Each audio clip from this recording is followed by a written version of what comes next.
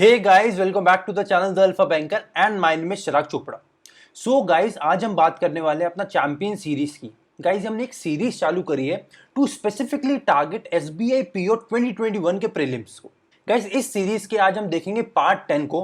मतलब 9 parts are already uploaded on our channel, जिसका मैंने एक अलग से प्लेलिस्ट बना रखा है जिसमें आगे आने वाले सारे ही वीडियोस को हम उसमें ऐड करते रहेंगे। गाइस, इस सीरीज में हम सारे के सारे सेक्शंस को बहुत थॉरोली देख रहे हैं, that is English, reasoning and quant. तीनों ही सेक्शंस को पूरा कंप्लीट करा जाएगा इस सीरीज में, ठीक है। और अपने आज के पार्ट में हम देखने वाले हैं एक mix set, that is data interpretation plus quadratic equation. एक डेटा इंटरप्रिटेशन का सेट रहेगा आपके सामने, जिसमें हम आज केसलेट डीआई को डिस्कस करेंगे और उसी के साथ साथ 5 क्वाड्रेटिक इक्वेशन के क्वेश्चंस रहेंगे। मतलब आपके प्रीलिम्स की बहुत अच्छी प्रिपरेशन हो जाएगी आज के वीडियो में, ठीक है guys. So without further ado let's move forward.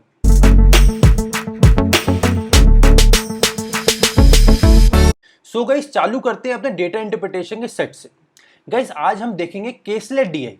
अब केसलेट डीआई का मतलब होता है जब ऐसे पैराग्राफ हमारे सामने होते हैं, इस पूरे पैराग्राफ को पढ़ के इसमें से इंफॉर्मेशन हमको एक्सट्रैक्ट करना होता है और उस इंफॉर्मेशन के बेसिस पे आगे आने वाले सारे क्वेश्चंस को हमें आंसर करना होता है, ठीक है। तो चलो इस डीआई को सॉल्व करते हैं। गाइज, मैंने आपको हमेशा यही बोला है कि जब भी किसी भी डेटा इंटरप्रिटेशन के सेट को पढ़ते हैं तो सबसे पहले आपको उसके डायरेक्शंस को पढ़ना है, चाहे वो डायरेक्शन एक लाइन का हो या आधी लाइन का हो या 5 लाइन का हो। सबसे पहले आप पढ़ेंगे इसके डायरेक्शंस, क्योंकि कई बार ऐसा होता है कि डायरेक्शंस पढ़ने के बाद आपको क्वेश्चन की स्ट्रैटेजी ही चेंज करनी पड़ सकती है। तो डायरेक्शंस जरूर पढ़ें और उसके बाद जैसा लगता है वैसा करें, ठीक है। तो यहाँ डायरेक्शंस दिए हैं, question number 1 to 5, answer the questions based on the information given below, ठीक है। अब क्वेश्चन पढ़ते हैं। The ratio of male to female employees in a university is 5:7. All employees of the university work at different levels, level A, B, C, D, E।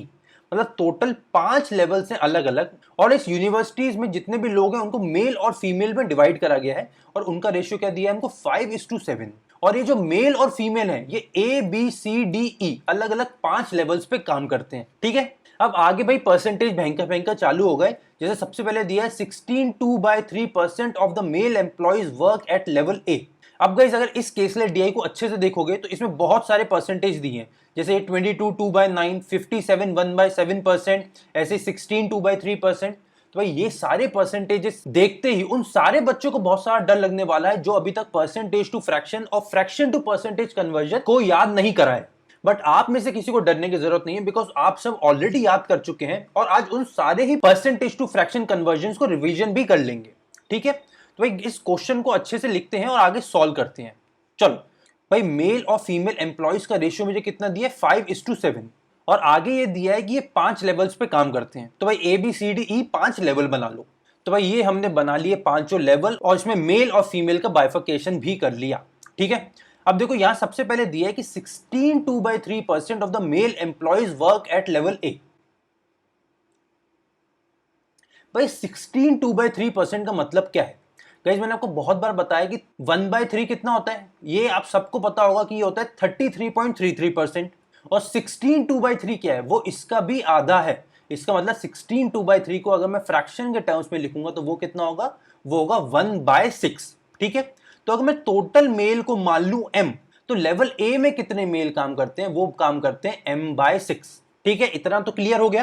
भाई हमने बिल्कुल basic से बात करी है कि 16:2/3 को फ्रैक्शन में कन्वर्ट करेंगे तो वो होता है 1/6, ओके। आगे पढ़ो।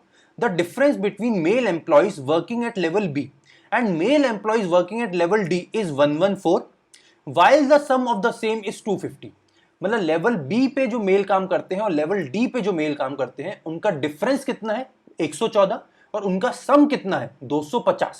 अब भाई आपको सबसे पहले यहाँ पे एक डाउट आना चाहिए कि सर यहाँ पे बड़ा कौन सा है, मतलब हम B में से D को माइनस करें या D में से B को माइनस करें। तो भाई इसके लिए थोड़ा और आगे पढ़ो। भाई नेक्स्ट सेंटेंस में ही लिखा है कि male employees at level B are less than male employees at level D। मतलब मेल एम्प्लॉयज लेवल D में ज्यादा है तो आप D में से B को माइनस करोगे, ठीक है। तो यहां कर लो। भाई यहां दिया है D माइनस B की वैल्यू कितनी है 114, और D प्लस B की वैल्यू कितनी है, वो है 250। अब इन दोनों को सॉल्व कर लो, इन दोनों को ऐड करोगे तो ये दोनों कट जाएंगे, ये हो जाएगा 2D इज इक्वल टू 364। अब 364 को डायरेक्टली कट करो, ये जाएगा 1 टाइम, ये 8 टाइम, ये 2 टाइम। मतलब total males at level D कितना हो गया, यहां पे लिखो 182 अब इनमें से किसी भी इक्वेशन में डी की वैल्यू रखो और बी की वैल्यू फाइंड कर लो। अब मेरे लिए ये वाली इक्वेशन ज्यादा अच्छी है, D plus B equals to 250, because 250 एक राउंड नंबर जैसा मुझे दिख रहा है, और 250 माइनस 182 कितना होगा, 50 प्लस 18, ये हो गया 68। मतलब लेवल बी पे मेल कितने होगा, ये होगा 68। इतनी बात क्लियर हो गई। आगे पढ़ते हैं। 9 mail employees work at level D which is 2% of the total number of male employees. मतलब लेवल ई पे अकेले 9 लोग ही काम करते हैं, 9 मेल, और ये जो 9 मेल है ये टोटल मेल का 2% है। भाई किसी भी चीज का अगर 2% 9 होगा तो 2% मतलब क्या, 2/100। अगर 2/100 किसी भी x चीज का 9 होगा तो भाई यहां पे इसको कट कर लो, तो 100% कितना होगा, इनको मल्टीप्लाई कर दो तो 100% ऑफ x कितना हो गया, ये हो गया 450। भाई आई एम श्योर कि इतनी बात अभी तक समझ आ रही होगी, ठीक है। मतलब total number of male in this organization are 250। Okay, अब मुझे यहाँ पे लेवल बी के नंबर ऑफ मेल पता है 68, लेवल डी के नंबर ऑफ मेल पता है 182, लेवल ई के नंबर ऑफ मेल पता है 9, और मुझे एक और चीज पता है, that male at level A are total male upon 6। समझे कितना इंपॉर्टेंट पॉइंट है ये। यहां से हम लेवल ए के भी नंबर ऑफ मेल निकाल सकते हैं। भाई ये हो गया total number of mail. Level A के कैसे आएंगे, डिवाइड बाय 6, दोनों को 3 से कट करो, ये ऊपर जाएगा 150, नीचे जाएगा 2, और वापस कट करो, ये हो जाएगा 75। मतलब मेल एट लेवल ए कितना हो गया, ये हो गया 75 मेल। तो इसको ब्रैकेट में कर दो, टोटल मेल आ गए यहाँ पे 75। मतलब 5 में से 4 लेवल पे हमें टोटल मेल आ गए, और हमें टोटल नंबर ऑफ मेल भी पता है, तो इन सबको ऐड करो और 450 में से माइनस कर लो, तो मेरे पास क्या आ जाएगा, मेल एट लेवल सी। तो भाई जल्दी से ऐड करो। अब भाई लेवल बी और लेवल डी का तो मुझे पहले ही सम दिया हुआ है यहाँ पे 250, तो इन दोनों का सम हो गया 250 प्लस 75, ये हो गया 325, और 325 प्लस 9 हो गया 334। अब भाई 450 में से 334 माइनस करोगे तो कितना आएगा, ये आ जाएगा आपके सामने 116। That is number of male at level C are 116। ठीक है, अब भाई फीमेल की इंफॉर्मेशन ले लेते हैं यहां से। अब देखो आगे क्या लिखा है, 22.9% of the female employees work at level ए। अब भाई यहां आगे बढ़ने से पहले आपको सबसे पहले यह पता होना चाहिए कि 22.9% फ्रैक्शन के टर्म्स में कितना होता है। तो गाइज आपको ये चीज याद रखनी है, बिकॉज मैंने कई बार पहले बताया है आपको कि गाइज 1/9 होता है, उसकी वैल्यू होती है 11.11%। वैसे ही 1/11 की वैल्यू कितनी होती है, वो होता है 9.09%। मतलब दोनों ही उल्टे होते हैं। 1/9 की वैल्यू हो गई 11.11%, वही 1/11 की वैल्यू हो गई 9.09%। ठीक है, ये कितना है, ये है 22 पॉइंट समथिंग। मतलब क्या इसी का डबल होगा ना, कुछ समझ आ रहा है भाई। 1/9 की वैल्यू होगा 11.11 है, तो 2/9 की वैल्यू कितनी होगी, इसका डबल 22.22, और ये भी एग्जैक्टली 22.22 ही लिखा है। तो इसका मतलब क्या है, total number of female working at level A कितना हो गया भाई। अगर टोटल फीमेल एफ होते तो लेवल ए पे कितना हो जाएगा, 2f/9। क्लियर, समझ आ गया। Fraction to percentage and percentage to fraction conversion कितना इंपॉर्टेंट है, आपको यह भी यहां समझ आ जाएगा। ठीक है, आगे रीड करते। The number of female employees working at level B is 6 more than the number of female employees working at level C. भाई अगर मैं लेवल सी पे नंबर ऑफ फीमेल मान लूं FC, तो number of female at level B कितना हो गया, FC प्लस 6। इतना तो क्लियर है, बहुत सिंपल लैंग्वेज में गिवन है। ठीक है, आगे पढ़ो। The number of female employees working at level D is 2 more than the number of male employees at the same level. तो भाई लेवल डी पे नंबर ऑफ मेल कितने हैं, 182, इससे 2 बढ़ा दो, ये आ गया 184। बहुत सिंपल लैंग्वेज में गिवन है। ठीक है, आगे पढ़ो। The number of female employees working at level E is 57, 1/7% of the female employees working at level A. अब भाई ये 57 1/7% फ्रैक्शन के टर्म्स में कितना होगा, भाई जल्दी से मल्टीप्लाई करो, 57 इंटू 7 करो। भाई 50 इंटू 7 हो गया 350, और 7 इंटू 7 हो गया 49। 350 प्लस 49 कितना हो गया, 399 प्लस 1, मतलब 400/7 इंटू 100। भाई वो 0 से 0 कट करो, तो फ्रैक्शन के टर्म्स में कितना आ गया, ये आ गया 4/7। 4/7 of total female working at level ए। ठीक है, मतलब ये वाले जो फीमेल है इसका 4/7 are working at level E. Okay, अब भाई देखो मुझे बहुत सारी इंफॉर्मेशन अलग अलग मेथड से इन्होंने दे दी है। ठीक है, अब देखो आगे बढ़ने से पहले एक बहुत इंपॉर्टेंट चीज जो आप सबने मिस कर दी अभी तक, वो ये कि जैसे ही मुझे टोटल नंबर ऑफ मेल मिले थे, मेरे पास ये वाला रेशियो है, तो क्या मैं इस रेशियो से टोटल नंबर ऑफ फीमेल निकाल सकता हूं? भाई मेरे टोटल नंबर ऑफ मेल कितने आए थे? भाई टोटल नंबर ऑफ मेल आए थे मेरे यहाँ पे 450, टोटल नंबर ऑफ मेल है 450, रेशियो गिवन है 5:7, तो भाई 5:7 का टोटल रेशियो है, तो क्या मैं इसको ऐसे लिख सकता हूं 450 upon F is equal to 5/7। अब भाई इसको कट कर लो, ये जाएगा 90 टाइम्स, क्रॉस मल्टीप्लाई करो तो एफ की वैल्यू कितनी आ गई 90 इंटू 7, तो मतलब टोटल नंबर ऑफ फीमेल मेरे पास कितने हो गए, ये हो गए 630, 630 है टोटल नंबर ऑफ फीमेल। इसमें से लेवल ए पे कितने काम करते हैं, वो काम करते हैं 2f/9, मतलब 2 इंटू 630/9, तो भाई यहां पे लिख लो 2 इंटू 630/9, वैल्यू फाइंड करो। अब भाई 9 से जल्दी से 630 को कट करो, ये जाएगा 70, और 2 इंटू 70 कितना हो गया, ये हो गया 140। Total number of female working at level A are 140, जैसे ही मेरे पास लेवल ए पे नंबर ऑफ फीमेल आए, तो क्या अब मैं लेवल ई पे नंबर ऑफ फीमेल फाइंड कर सकता हूं? भाई इसी का तो 4/7 अब मुझे करना है, ये वाला ब्लैंक फाइंड करने के लिए, मतलब नंबर ऑफ फीमेल कितने आ जाएंगे इसके ऊपर, भाई 140 इंटू 4/7, मतलब 4 इंटू 20, तो इसकी वैल्यू मेरी यहां पे आ गई 80। ओके, अब गाइस मेरे पास टोटल नंबर ऑफ फीमेल है, मेरे पास लेवल ए पे पता है मुझे फीमेल, लेवल डी पे पता है, लेवल ई पे पता है, और लेवल बी और सी पे मुझे FC और FC+6 पता है, तो क्या मैं इन सबको ऐड करके FC की वैल्यू फाइंड कर सकता हूं? देखो भाई टोटल नंबर ऑफ फीमेल कितनी है 630, ठीक है, ए पे है 140, डी पे है 184 और ई पे है 80। भाई 140 प्लस 80 कितना हो गया, ये हो गया 220, और 220 प्लस 184 कितना हो गया, भाई 220 प्लस 180 हो गया 400, और प्लस 4 हो गया 404। भाई 630 में से 404 को माइनस करो, कितना आएगा 226। अब 226 में FC प्लस FC+6 दोनों आएंगे हमारे सामने। गाइस ये हो गया 226, इधर जाके 6 माइनस करो तो ये हो गया 220। अब 220 क्या है, ये है 2FC, तो एक FC की वैल्यू कितनी हो गई, ये हो गई 110, मतलब फीमेल एट लेवल सी कितना हो गया मेरा 110, तो फीमेल एट लेवल बी कितना हो गया, भाई वो है FC+6, तो फीमेल एट लेवल बी कितना हो गया मेरे पास 110 प्लस 6 मतलब 116। ठीक है, मतलब यहां तक हमने सारे के सारे ब्लैंक्स की वैल्यू फाइंड कर ली, मतलब सारे मेल की वैल्यू और सारे फीमेल की वैल्यू पांचों लेवल पे A B C D E हमने फाइंड कर लिया। ठीक है, तो भाई ये हो गया हमारा फाइनल टेबल। तो अब आगे चलते हैं और डायरेक्टली सारे क्वेश्चंस को सॉल्व करते हैं। ठीक है, चलो क्वेश्चन नंबर 1 रीड करो। Find the total number of employees working at level B.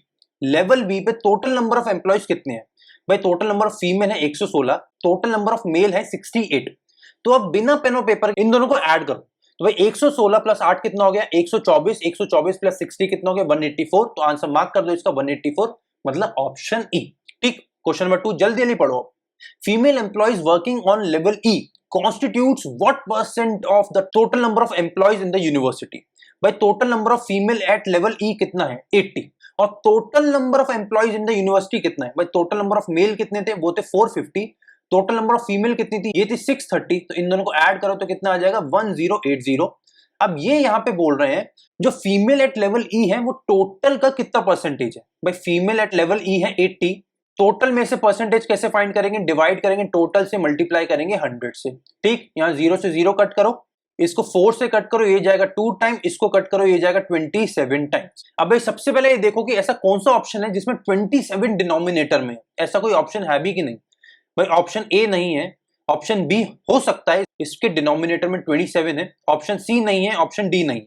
ठीक, अब या तो ऑप्शन बी सही हो सकता है या ऑप्शन ई सही हो सकता है, नोटा। ओके, अब भाई अगर इसको एक्चुअल में सॉल्व करेंगे 2 इंटू 100 हो गया 200 अपॉन 27, 27 इंटू 7 कितना होता है? भाई 27 इंटू 7 हो गया 20 इंटू 7 हो गया 140, 7 इंटू 7 हो गया 49, एंड 140 प्लस 49 कितना हो गया 189, और 189 को 200 में से माइनस करोगे तो कितना आएगा, वो आएगा 11। तो एग्जैक्टली यही लिखा है, तो हमारा यहाँ पे आंसर क्या हो गया, ऑप्शन बी 711/27।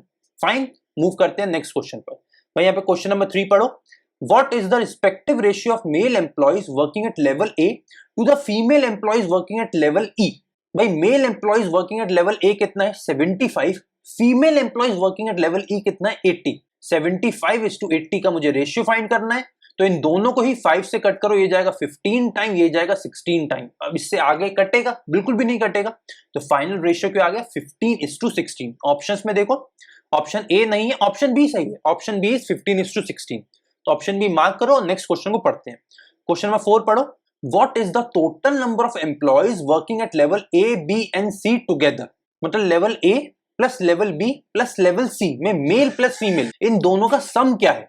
तो गाइस एक बहुत सिंपल कैलकुलेशन है, आपको इन सबको ऐड करना है, मतलब यहां से लेके यहां तक इन 6 चीजों को ऐड करना है। 75 plus 140 plus 116 plus 68 plus 116 plus 110, that's it. अब गाइस आई एम श्योर कि आप ऐड तो कर सकते हो, तो इनको ऐड करो और इसका आंसर मुझे नीचे कमेंट सेक्शन में बताओ कि आपने क्या आंसर मार्क करा है, ठीक है।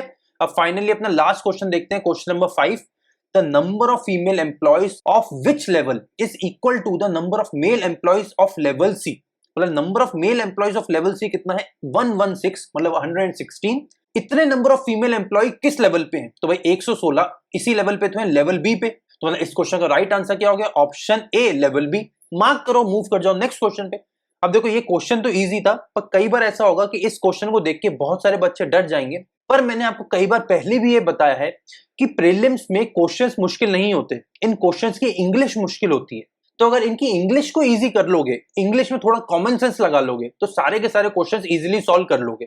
जैसे यहाँ पे हमने देखा कि लेवल सी में नंबर ऑफ मेल कितने हैं 116, इतने नंबर ऑफ फीमेल किस लेवल पे हैं, तो हमने इजीली देख लिया लेवल बी पे है और मार्क कर दिया इसका आंसर, ठीक है।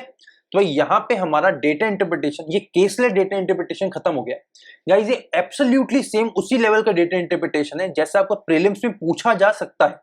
तो आप कोशिश ये करो कि ये पूरा खुद से सॉल्व करो और इसके बाद ज्यादा से ज्यादा फ्रेंड्स के साथ जरूर शेयर करना है इसको, जिससे ज्यादा से ज्यादा लोगों की मदद हो सके और ज्यादा से ज्यादा लोग एक्चुअल में प्रीलिम्स लेवल की प्रिपरेशन कर सकें, ठीक है। तो अब यहां हमारा डेटा इंटरप्रिटेशन खत्म हो गया, अब आगे चलते हैं क्वाड्रेटिक इक्वेशन की क्वेश्चंस को देखते हैं। ओके फाइन, क्वेश्चंस में आगे पढ़ने से पहले हमेशा आपको क्या करना है, आपको सबसे पहले डायरेक्शंस को रीड करना है। तो यहां डायरेक्शंस पढ़ो।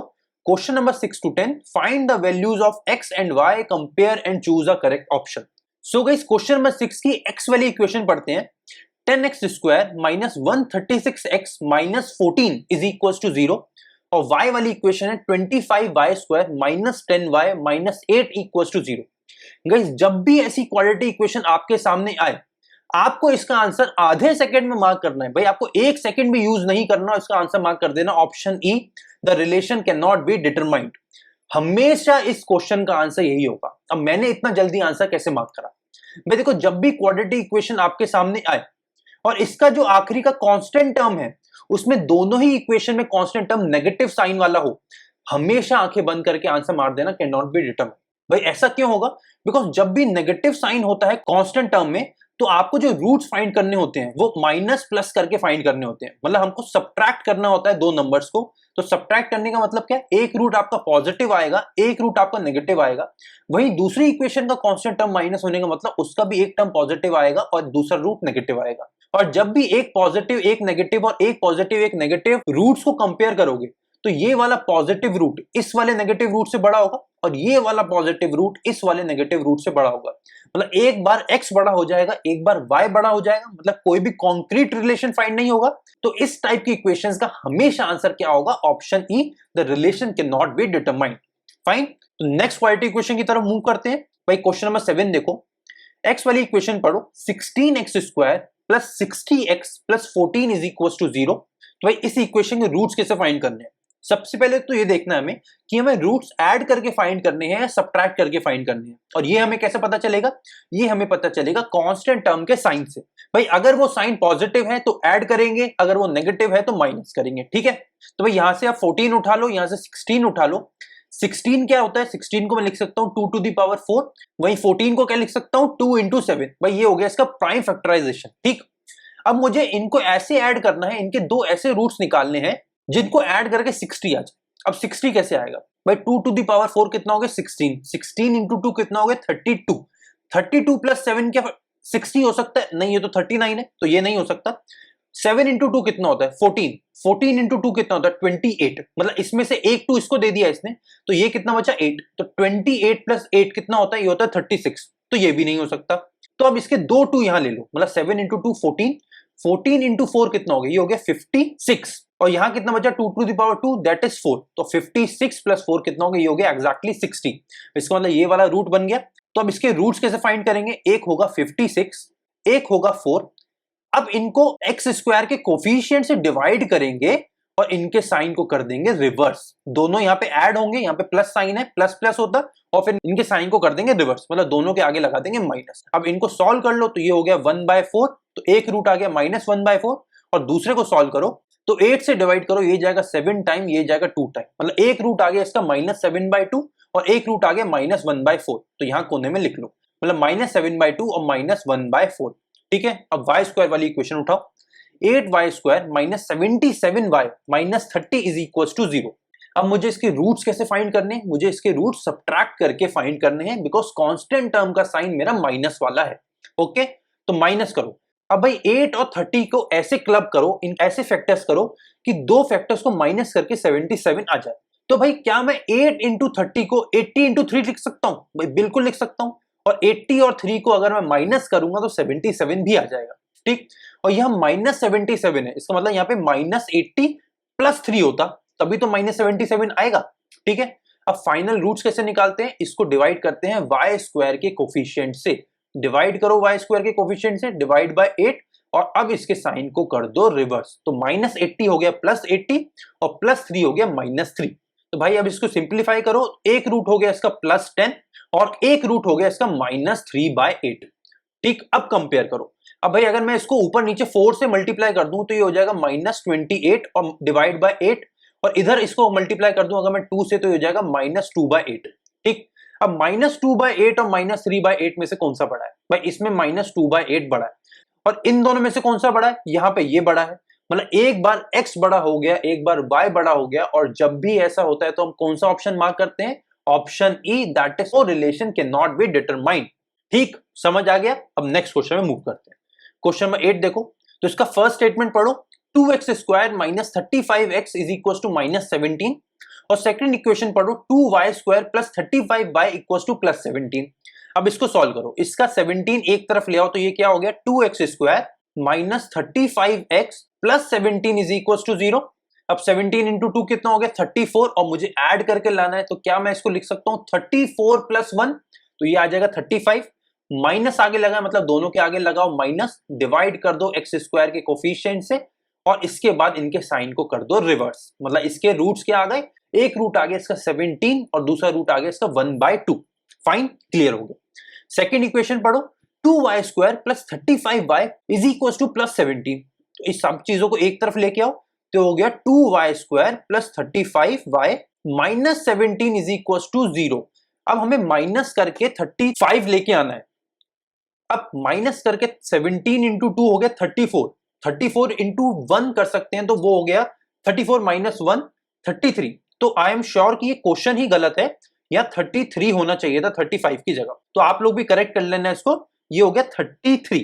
फाइन, अब 2 इंटू 17 कितना हो गया? ये हो गया 34, और मुझे माइनस करके 33y लेके आना है, वो भी पॉजिटिव का, तो क्या मैं 34 - 1 करूंगा तो 33 आ जाएगा। ठीक, फाइनल रूट्स कैसे निकालते हैं? डिवाइड बाय 2 करके, डिवाइड करो 2 से, और फिर इनके साइन को कर दो रिवर्स, तो इसका एक रूट क्या आ गया? वो आ गया -17, और दूसरा रूट क्या आ गया? 1/2।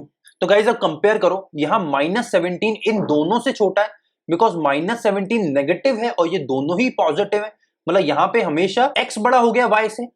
ठीक, और ये जो 1/2 है, यहां 1/2 है, ये कॉमन है, मतलब ये इक्वल हो गया, मतलब दो बार x बड़ा हो गया और एक बार x बराबर हो गया, तो इसका मतलब इसका आंसर क्या हो गया? x इज ग्रेटर देन और इक्वल टू y।